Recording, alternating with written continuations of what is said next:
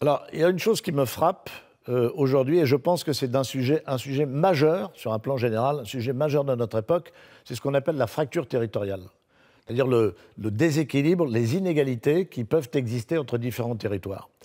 Et de ce point de vue-là, sur la métropole, nous avons une double fracture territoriale. La première fracture territoriale, elle est interne à la métropole. D'ailleurs, regardez, il y a une curiosité qui m'a toujours frappé.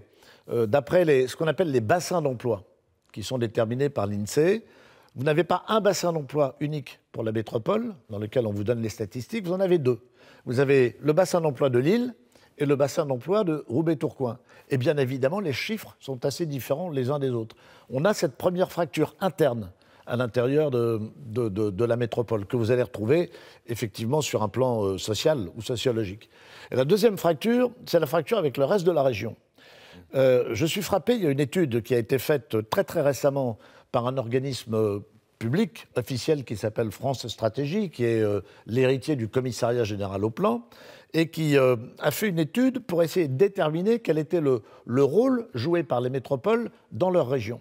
Autrement dit, vous avez un développement économique dans les métropoles, il y a un dynamisme économique dans les métropoles aujourd'hui qui est indéniable. Reste à savoir si ce rayonnement, si ce développement économique profite à l'ensemble d'une région ou est centré sur la métropole. Et là, la faille que nous avons sur l'île, c'est que, au contraire de ce qui se passe à Nantes, de ce qui se passe à Rennes, de ce qui se passe à Marseille, de ce qui se passe à Lyon, le développement de la métropole de Lille reste cantonné aux frontières de la métropole de Lille. Il n'y a pas de rayonnement. C'est-à-dire que les autres parties de la région ne profitent pas du développement de la métropole. Et ça, je crois que c'est quelque chose d'inquiétant. Parce que si on veut être une métropole européenne, et je crois que l'île a tous les atouts pour l'être, il faut d'abord qu'on soit reconnu comme étant une métropole régionale. C'est important. Vous n'êtes pas isolé dans une région, vous êtes un élément dans une région. Et s'appuyer sur la totalité d'une région, c'est ce qui peut rendre plus fort. Je crois que dans tous les dossiers que l'on a peut-être à présenter pour le futur, pour essayer d'obtenir un certain nombre de choses, après tout, l'Agence européenne du médicament l'a raté, mais il y aura peut-être d'autres occasions, il faut jouer davantage collectif. Et de ce point de vue-là, de temps en temps, je pense qu'on peut mieux faire. Alors, vous dites ça ne profite pas au reste de la région.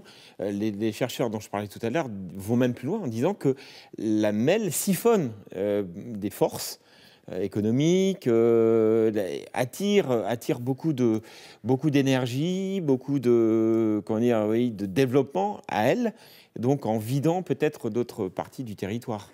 Alors, je ne vais pas rentrer dans ce débat. Ma position fait que je cherche à respecter l'harmonie entre les différents territoires.